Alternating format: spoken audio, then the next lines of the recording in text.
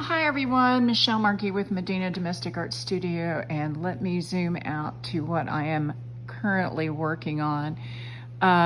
This is an embroidery library set called, I believe, Garden Stained Glass, and I'm going to talk about a multitude of things in that a lot of people have embroidery machines, and I'd like to discuss when you see a pattern like this, how to go about enlarging it, and also what kind of coloring tools that I use. So pardon me as you see me swing across my house. My dog's on the floor. This is his normal spot underneath while I'm coloring and video. So let me get over to my iPad, which will show you the next one and the final one that I am embroidering. And let me just zoom in so that you can see. It's called Stained Glass Garden. It's a series. If you look down here, it's called Stained Glass Garden. It's a whole set, which is what you saw that I'd already done earlier. And now I'm getting ready to do the final one. I want to point something out. If we look here up very close, the measurement on this is 7.8, roughly 8 by 8. And you see how nice and tight the black is on this butterfly, giving that stained glass effect. Well, I actually expanded mine to measure 11.5 by 11.5 so that I could cut them out as 12-inch blocks.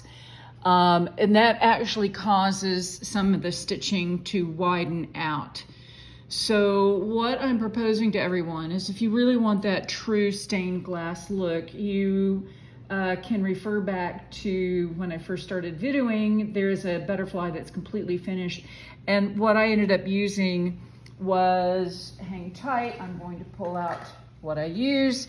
It is just basically black markers.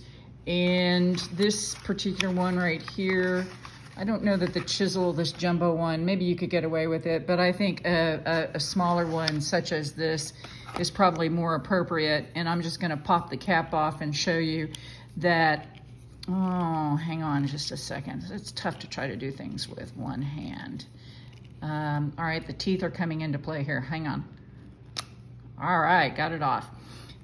So like up here in the antenna of this butterfly, I would just start coloring in and darkening the area inside the stitching. Now, typically I would do this after I had finished coloring. I prefer that all the coloring be done before I start coming in with black, mainly because I noticed on the very first one I did, I had tried doing it first, and then once I started coloring, it actually bled a bit. I'm not sure why. The black bled into the color rather. And I'm not sure why, but I think to be on the safe side going forward with any of these, as I create a class for this particular set, I would be advising everyone to color at the end after everything is dry, rather than coloring ahead of time to darken the outlines. So that's that. Now, of course, as always, you can use a ton of tools. And I'm gonna try to color it, similar to what you see here. This is what attracted me to this set, was I liked the coloring that they used with thread. However, as everyone knows, I prefer to color with my coloring tools. And so I'm just gonna flip over here to this butterfly, and this outside edge here, I've grabbed one of my Inktense pencils. I'm just gonna start coloring, and let me really zoom in well. This is the beauty about one of these, and I personally think this is an absolute wonderful beginner set if you already have an embroidery machine. Now, I will be selling these as already stitched out as soon as I get this kit pulled together. But I was so excited with how these were turning out that I kind of wanted to do a preview video on what I was going to be releasing next. I'm still working on a dog and cat quilt, for those who are wondering, and yet this one jumped out at me as soon as I saw those embroidery designs. So there it is with ink tints, and then I would cover it with fabric medium, you know, like I've always done in the past. I'm not going to go into detail, but what I really want to talk about is for those of you who have an embroidery machine and want to do this. Now, I think if you stitched them out as 8x8s, you would have absolutely no problem coloring. And I'm going to suggest you do that if this is your first time to color. I also think that it's going to depend on your embroidery software and the size of your hoops as to whether or not you can get it as big as what I've got here. Now, I think these are great sizes. Again, the ones that you saw on the wall were done over this weekend.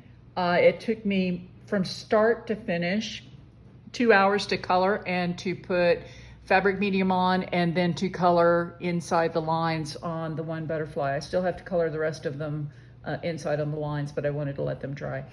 So that's just about it. I just like this series, and I thought I'd just give you a bit of an idea of what the process is that I go through. Encourage you to look at an embroidery library pattern like this. Again, all I did, by the way, was when I got the pattern, and you'll see it listed out on your embroidery software, and I'm not going to show you mine because it'll just confuse anybody who's got a different set than mine. You're going to use your own embroidery, but there will be just the outline in black, and it's very easy to copy that outline and then paste it into a new design file and then save it as just an outline to stitch out and do it. And these do take a bit, and there is quite a lot of stitching. It's all straight stitch, but it goes pretty quick, but there is a lot of stitching. So they're anywhere between, I'm going to call it 25,000 to 30,000 stitches a piece. Okay, so that's just about it.